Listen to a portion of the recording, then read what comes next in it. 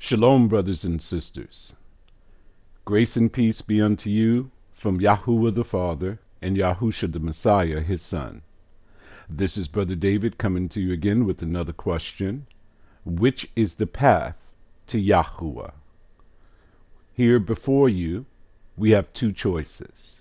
Is it the Sunday Sabbath or the Saturday Sabbath?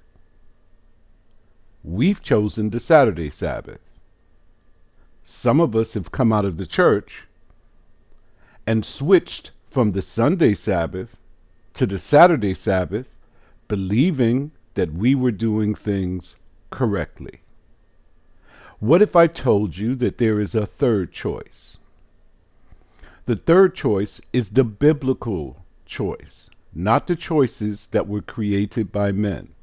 The Sunday Sabbath, the Saturday Sabbath, these fixed days on your calendar that we have been following for our whole lives in this captivity, neither of these are the way that the Mighty One counts the days. If this is the case, brothers and sisters, we're all in massive error. We've been using the calendar or the way that the Mighty One counts time by starting on the new moon day to find his feast days. But when it comes to the Sabbath day, we discard the way that the Mighty One counts the days. And then we go back to the Gregorian calendars, the Jewish calendars, and we keep either Saturday or we keep Sunday. Do you see the error in the way we've been carrying ourselves? Why were they doing this? It's called convenience, brothers and sisters. Organized religion needs an organized day. So we have to set certain days for us to do our observance.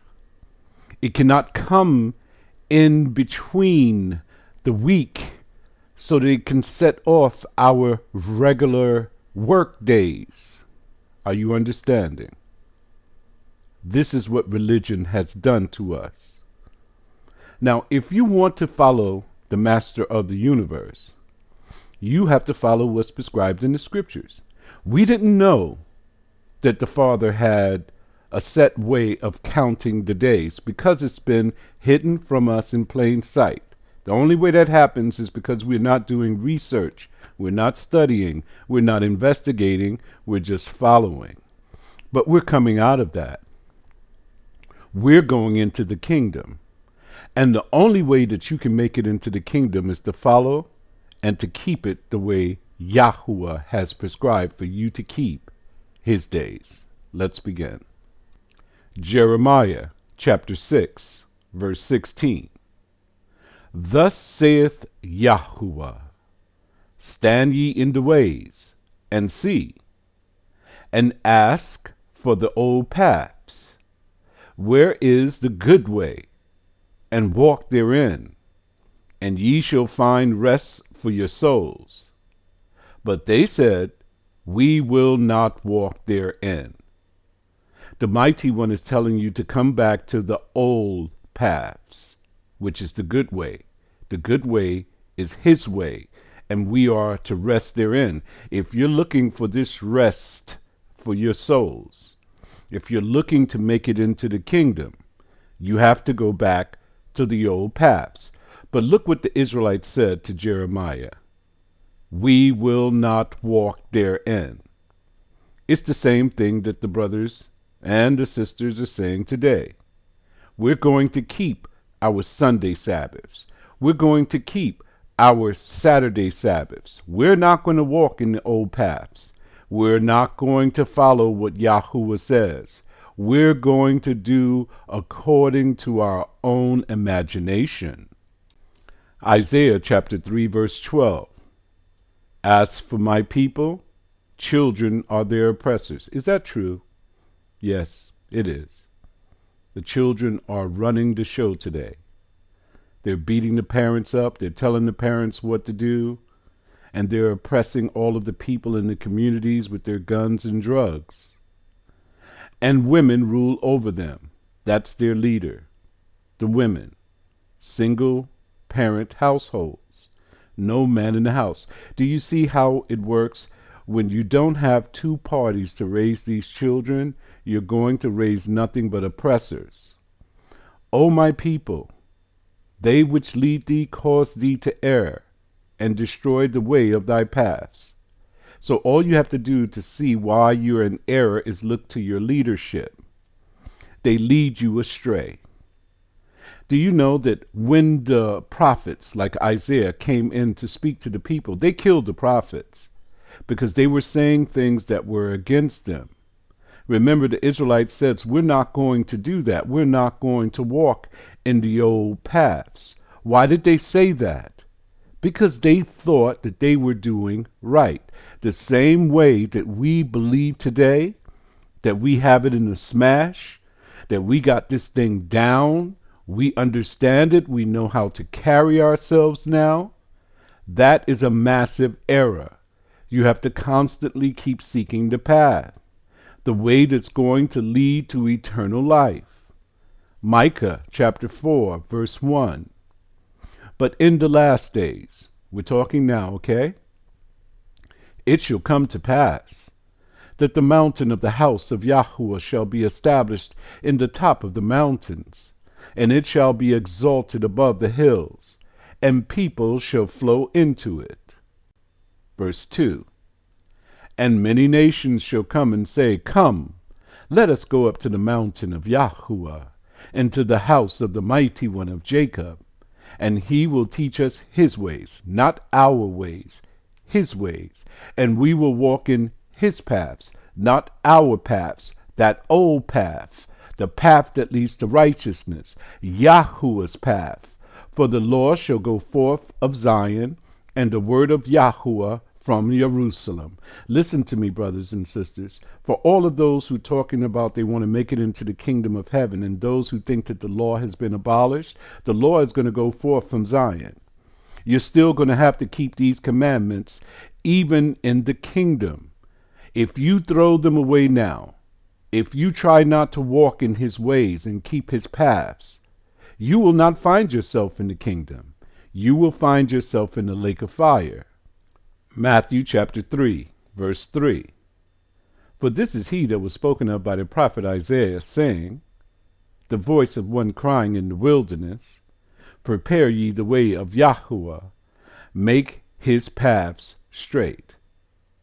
This is talking about John the Baptist, who held in the coming of the Messiah.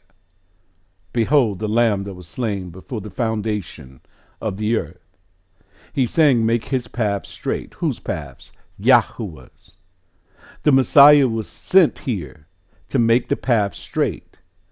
He was sent here to explain the law, not to abolish the law, to set the people straight.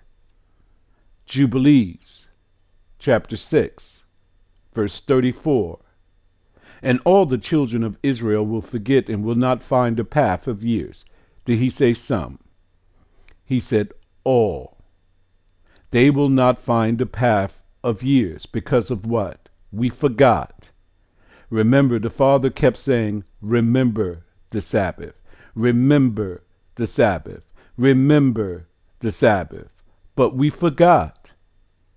And we'll forget the new months, that's the new moon days. And seasons, of course we forgot them because the Gregorian calendar got everything out of whack. And Sabbaths, and they will wrongly determine all the order of the years. This prophecy is thousands of years ago, brothers and sisters. But it's on point.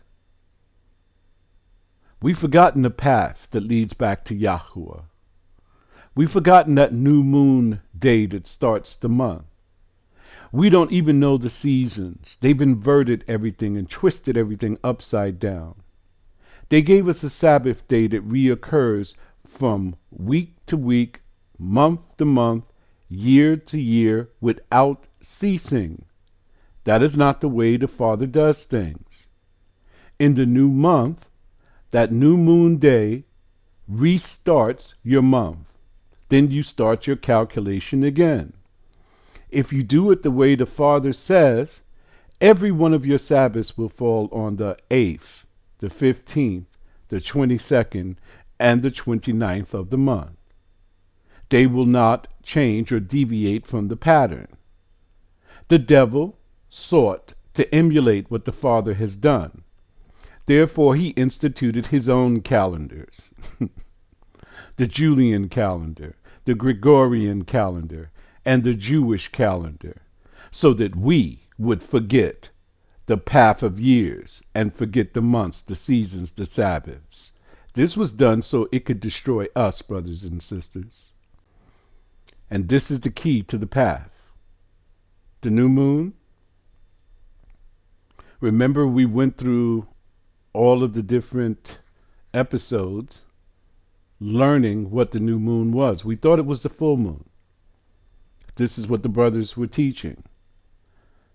We did not go in to investigate. We just followed. When you follow men, you will not find a path to Yahuwah. You have to stay in the book. You have to pray without ceasing.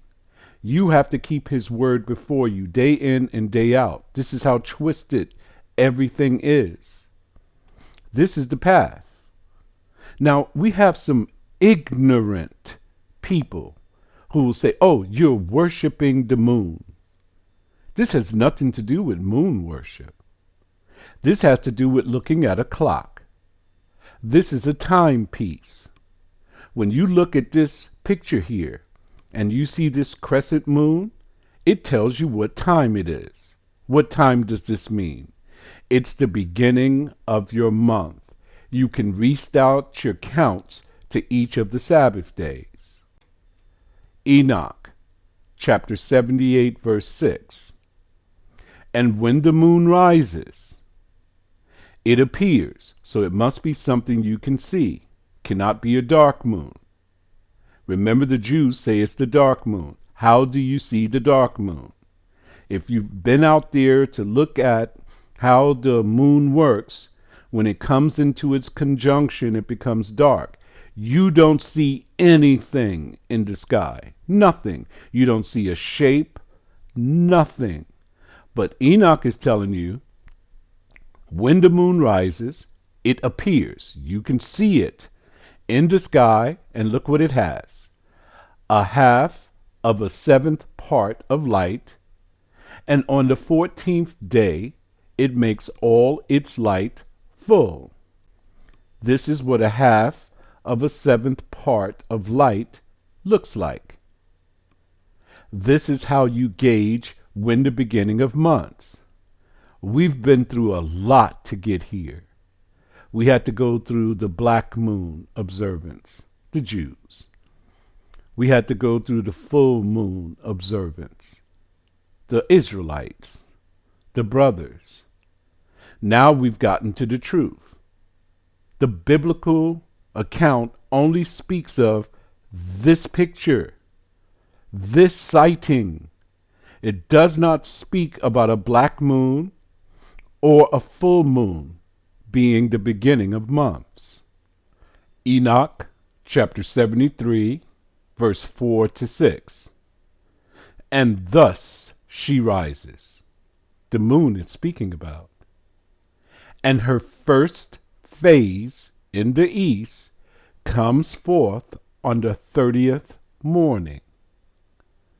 And on that day she becomes visible.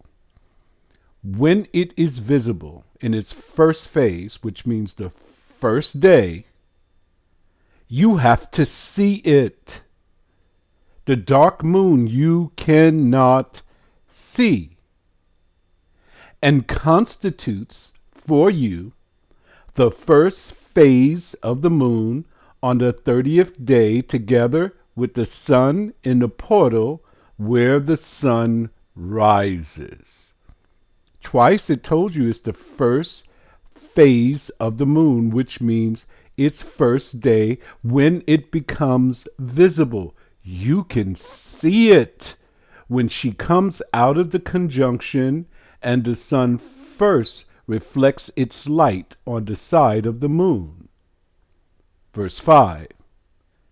And the 1/2 of her goes forth by a 7th part. So half of the moon, you'll see a 7th part, and her whole circumference is empty. You see the rest of it is empty, right? But you only see that little crescent without light, with the exception of 1/7 part of it and the 6/14 part of her light. Verse 6.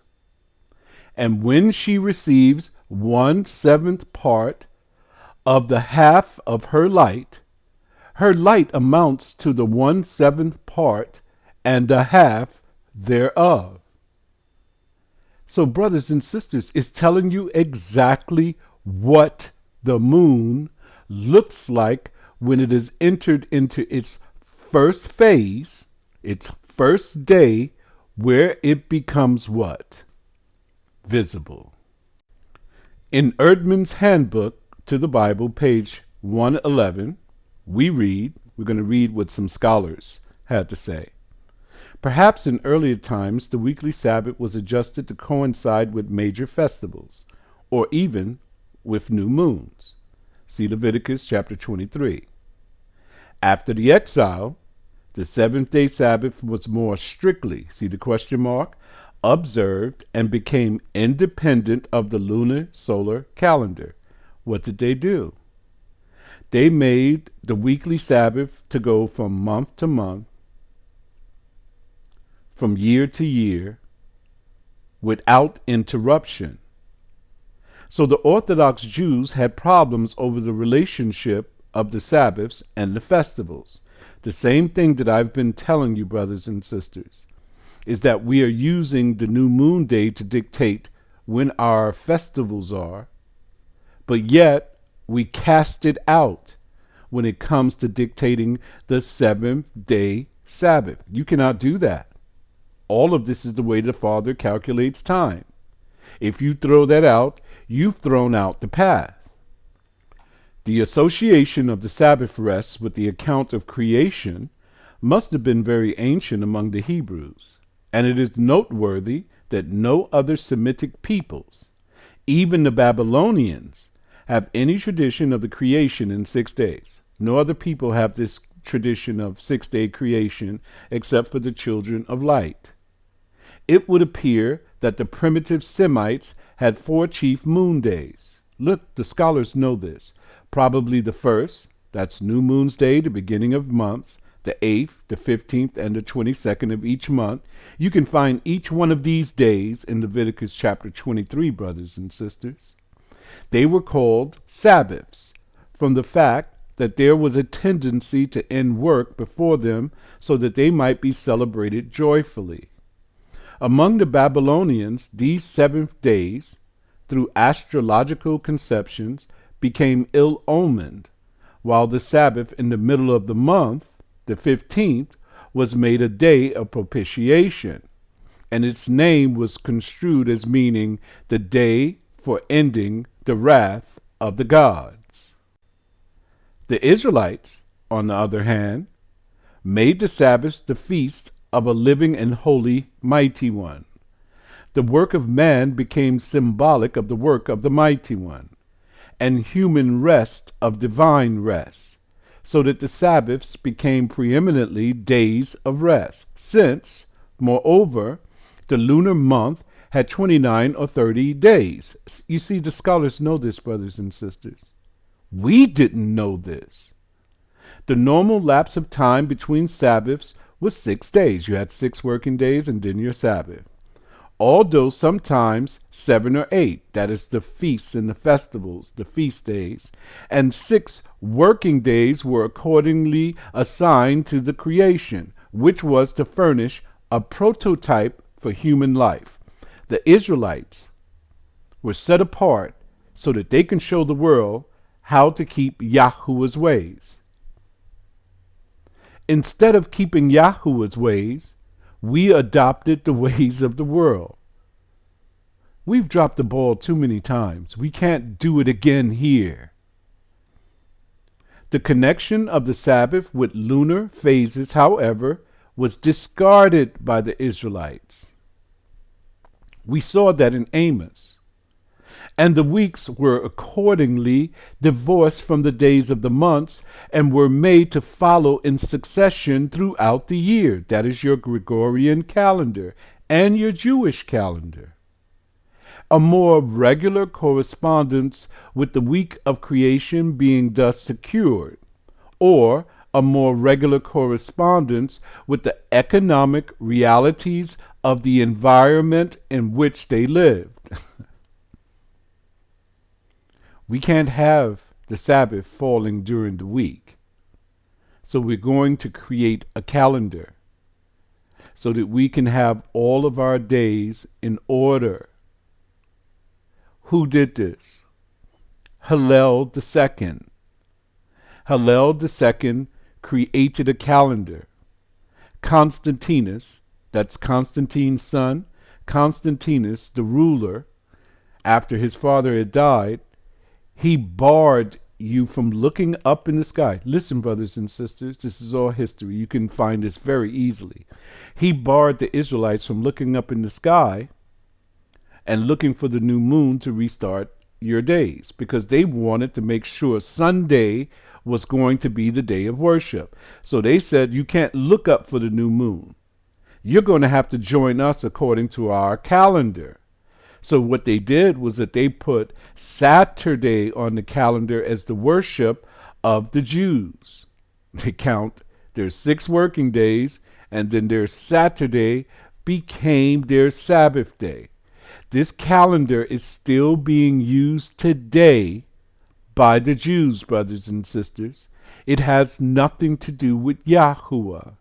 So if you think that we were following the Jews by having our feast days and our months dictated by the new moon, you are not.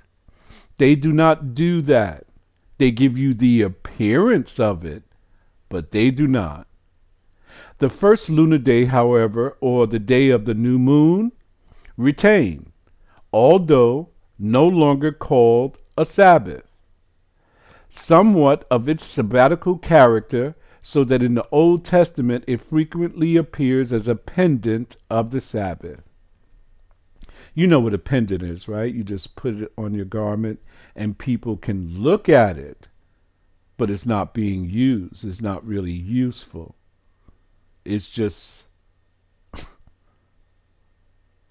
a piece that you just look at.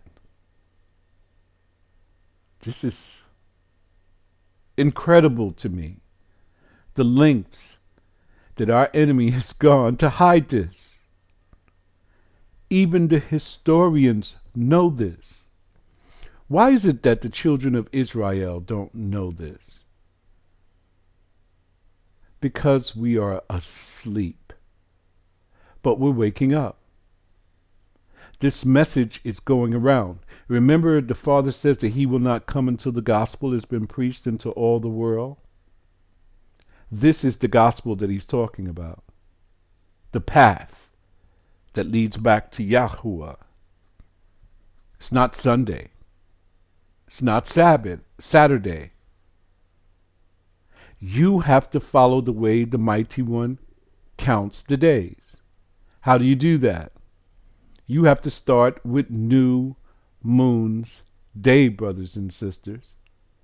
And once you start from new moon's day, you can count your days perfectly.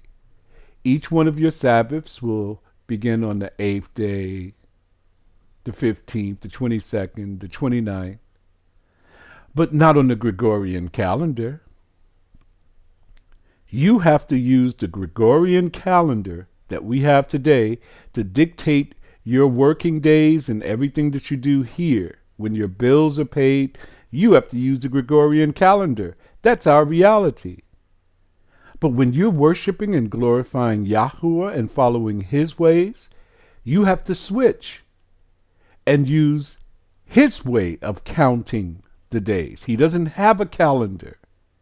He shows you to start from new moon day and then you make your counts. That's why he says the 8th day, the 15th day, the 22nd day, the 29th day.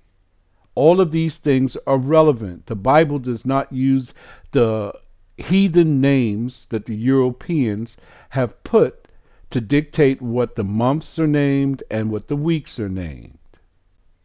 Matthew chapter 7, verse 13 to 14.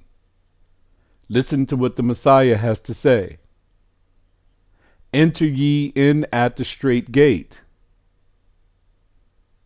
not the wide gate, the strait, the narrow gate. For wide is the gate, and broad is the way that leadeth to destruction. That means that most of the people will be going on the gate that leads to destruction, because you need width, depth, height, because there's so many brothers and sisters. How many people are keeping Saturday Sabbath, the weekly Saturday Sabbath? Billions. How many people are keeping the weekly Sunday Sabbath? Billions. And many there be which go in thereat to destruction, many brothers and sisters. Verse 14. Because straight is the gate, and narrow is the way. See that word way? That means path, which leadeth unto life, and few there be that find it. Will you be one of the few to find life? Brothers and sisters, our Father has been generous to us. He has provided for us the path that leads back to Him. What has been hidden now has been revealed. There is no excuse for keeping the weekly Sabbaths anymore once you start to do your investigation. The problem is, who's going to do that? It's too much work. I've done most of the work for you. All you have to do is take these points and investigate each one piece by piece to see for yourself. The Father is not going to condemn you for checking it out, will He? He said that if you refuse knowledge, He's going to refuse you. Are you going to turn down this knowledge and not check it out to make sure that you got it right? It is virtually impossible for every Saturday to be the Sabbath day for the Israelites. Virtually impossible. Maybe some months it'll fall on a Saturday, but not many. Not every week, not every month, not every year. Can't you see there's something wrong, right? How did they do this? They created calendars. Who created calendars? The children of Satan, the Jews and the Romans. We have been following them like a herd of cows. We have to come out of this cow mentality. We have to start leading. The Father has raised us up to teach people about His paths, but we keep dropping the ball on a regular basis because those who have been leading us astray. I tell you, brothers and sisters, you have to study for yourself or else you will be lost. My videos are so that you can take this information and study. Share it with anyone you want to. Anyone who has an argument with you. I am willing and able to answer your questions. I am studying this thing day and night. I wake up in the morning with it. I go to sleep at night with it because I have to prove everything continuously now. After being fooled so many times, I worshiped on Sunday. I just knew it was it. I worship on Saturday. I just knew it was it. But this, worshiping on the calendar that Yahuwah has created, I looked for another way. I said there must be something else out there besides this. There is no other way. This is the only path that has been hidden to us in plain sight. They hid it with the Jews, they hid it with the Romans, and we knew nothing about New Moon's Day, or that we even are supposed to observe it. It is not spoken of as a Sabbath, but is spoken of as a festival day, and no work is to be done, so that you can have a feast, eat, drink, be merry. When do black people start turning down a party? But we've turned it down this time. Shalom.